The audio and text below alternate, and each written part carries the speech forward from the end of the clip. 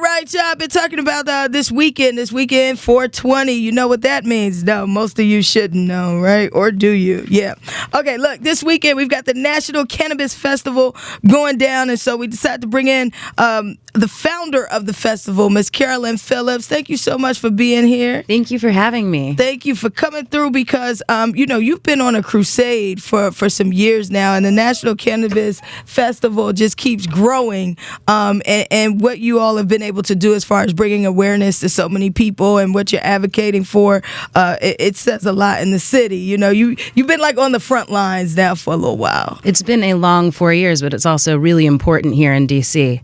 There are a lot of people in our community that were victims of the war on drugs. So to be able to bring an educational program that also has, music and points of interest for people to learn about cannabis and how it's a new industry, I think that's really important right now. Let's talk a little bit about the National Cannabis Festival. It's in its fourth year.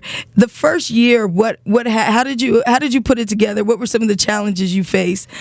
Because a lot of people don't understand.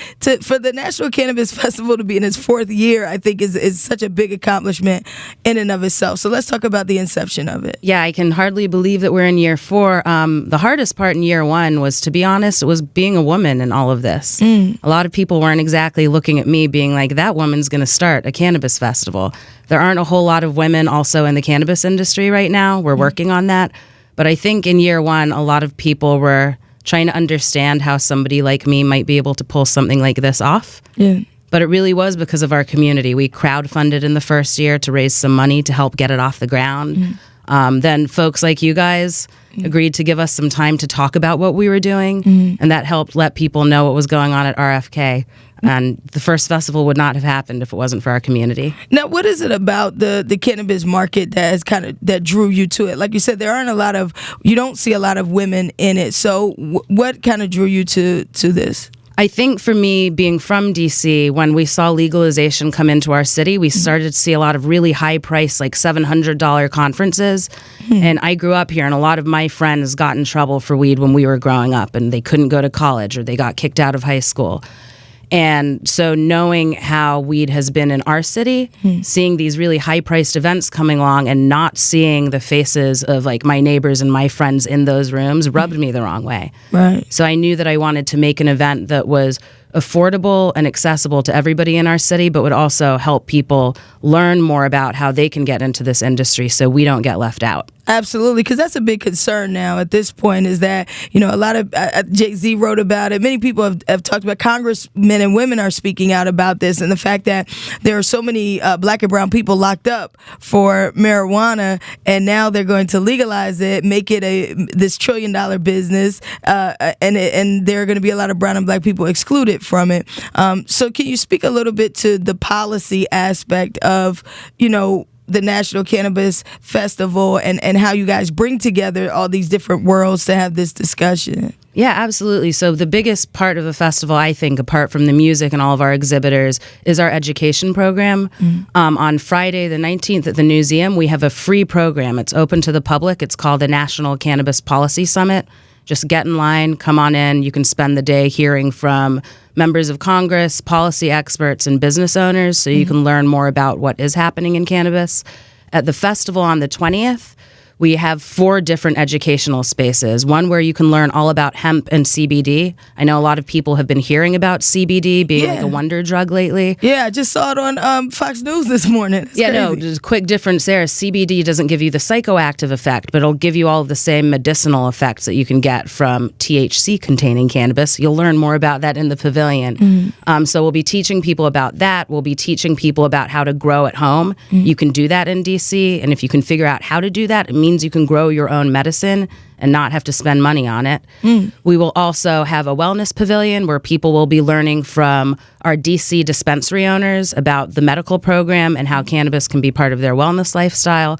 And then we have a policy and culture pavilion where people can learn about the law, take part in contests, and network with other like-minded individuals. Absolutely. And all of this goes down this Saturday. I know we said Friday is the National Cannabis Policy Summit at the museum. And then Saturday, let everybody know the location and how they can go about getting their tickets and whatnot. Yeah, so we'll be at National Cannabis Festival on Saturday.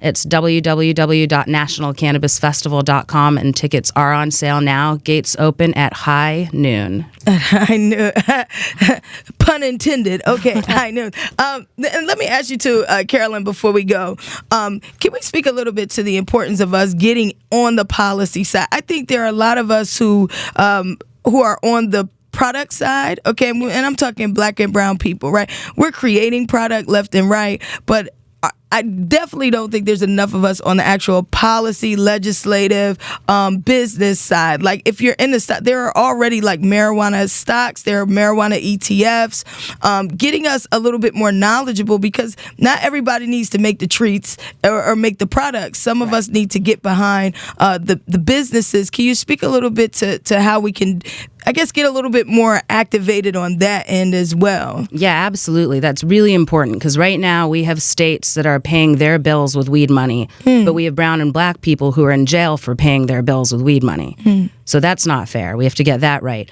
It is really important that we see more brown and Black faces advocating for better cannabis laws. There are organizations like the Minority Cannabis Business Association and the Cannabis Cultural Association that you can find online. They have incredible people pushing forward specifically on equity issues that impact brown and Black communities to make sure that we're not just being employed by cannabis companies, but that we're owning them. Absolutely. And this is something that is true of every industry. We need to become owners, not just employees.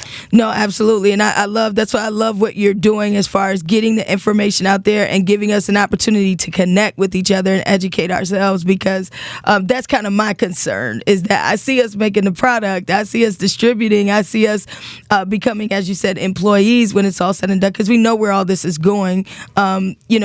It's only a matter of time before everything is legalized, but it's a part of it is understanding the business of it, and big businesses and the government will have to capitalize first.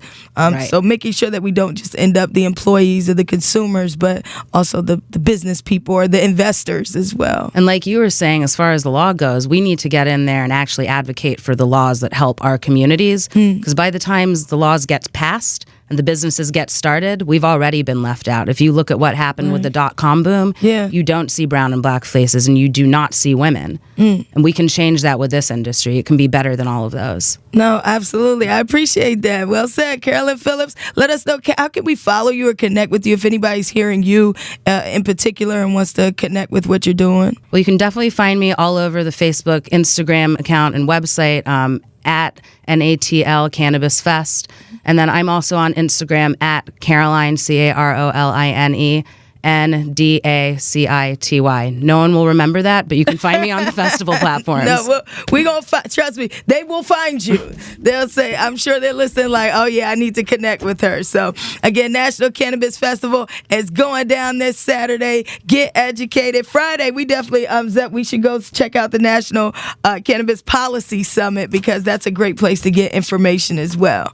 And I recommend anybody who has judgment or thoughts or concerns, educate yourself first before you just kind of jump out there and say this is what this is or this is what this means. You got politicians, everybody coming out there, a little bit of all sides. Eleanor Holmes Norton will be on the main stage of the festival, so come and check her out. All right, now shout out to Congresswoman Eleanor Holmes Norton. So we'll see you guys Saturday, National Cannabis Fest with 93.9 WKYS. Thank you so much.